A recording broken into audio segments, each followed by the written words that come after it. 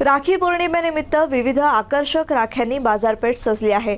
जीएसटीमुळे राख्यांच्या किमती एकीकडे वाढल्या आहेत, तर चीनी राख्यांवर ग्राहकांनी अघोषित निर्बंध टाकल्यानं भारतीय बनावटीच्या राख्यांना मागणी वाढली आहे।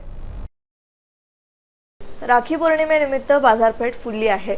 विविध रंग आणि आकाराच्या राख्या बाजारात विक्री होतात। यावर्षी चीनी राख्यांची मागणी घटली आहे।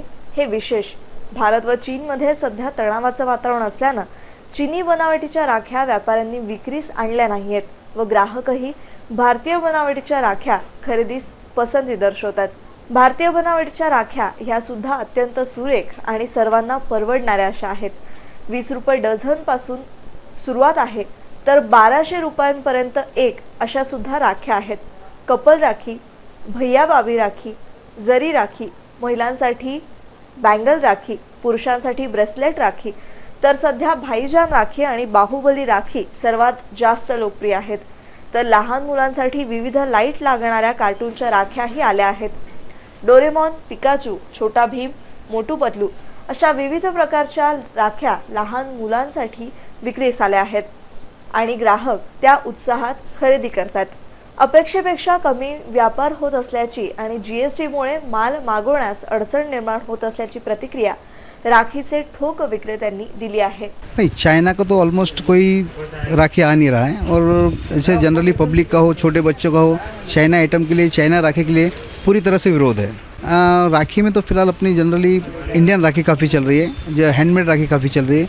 जैसे कपल राखी है, भैया भाभी राखी होती है, सर स्टोन के अंदर होती है, ब्रेसलेट टाइप में होती है। ये सारी इंडिया में बनती है, जैसे राजकोट में बनती है, अहमदाबाद गुजरात में बनती है, कलकत्ता में बनती है। सब अपनी इंडियन राखी का ज़्यादा क्रेज़ है। बच्चों में जैसे बाहुबली का, भाईजान राखी, ऐसे काफ़ी कार्टून कैरेक्टर वो सब यहीं के चल रहे हैं। ऐसा मार्केट में जो फ्लो होना चाहिए उस तरह का फ्लो नहीं है। सो फ्लो चल रहा है, मतलब ठीक ठाक चल रहा है। सर लोगों के चेहरे पे रौनक नहीं है। लोग अभी तक ऐसे है लग रहा है कि राखी आ रही है करके, ऐसा है। राखी है पर माहौल नहीं है। राख्या जरी जीएसटी कक्षेबाहेर असल्या तरी त्याचा परिणाम राखी व्यवसायावर पडलाय। 50% व्यवसाय प्रभावित झाला आहे। मागील काही दिवसांपासून भारत चीन संबंध प्रभावित झाले असून नियंत्रण रेषेत चीनची घुसखोरीचा विरोध दर्शवत देशवासियांच्या चीनी बनावटीच्या राख्यांवर अघोषित निर्बंध टाकल्यानं भारतीय बनावटीच्या राख्या ग्राहक खरेदी करतात। इस साल बहुत सारे कुछ न्यू पैटर्न भी हैं, बहुत अच्छे लग रहे हैं। थोड़ा कॉस्टली तो है ही, रेट के हिसाब से मार्केट जैसा बढ़ रहा है वैसे रेट कुछ ज़्यादा ही है इस साल तो, पर बहुत अच्छे लग रहे हैं। रक्षाबंधन हा खूप महत्त्वाचा आहे आमच्यासाठी आणि त्यासाठी आम्ही राख्या खरेदी करण्यासाठी आलेलो आहे। भावासाठी कोणती राखी चांगली ते शोधतोय। खूप साऱ्या राख्या मार्केटमध्ये आहे, फॅन्सी आहे, रेट पण भरपूर आहे तसे जसे घेतले तसे, म्हणून आम्ही तेच बघतोय आता राख्या खूप सुंदर आहेत। भावासाठी मी आता सध्या कार्टूनची राखी बघत आहे। माझा भाऊ छोटा आहे, त्यामुळे त्याला कार्टूनच्या राख्या खूप आवडतात।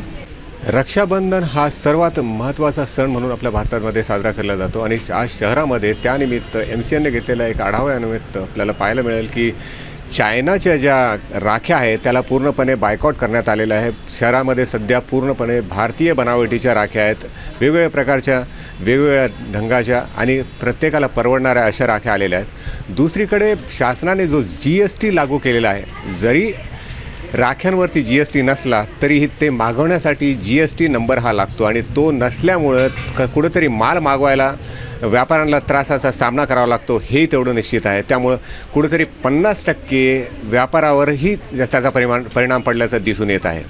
त्यामुळं शासनाने घेतलेल्या काही पॉलिसी कुठेतरी सर्वसामान्य आणि व्यापाऱ्याच्या ला त्रासदायक ठरत आहे, याच्यावरून दिसून येत आहे। कॅमेरामॅन चेतन गाडेसह सय्यद फेरोज, MCN न्यूज।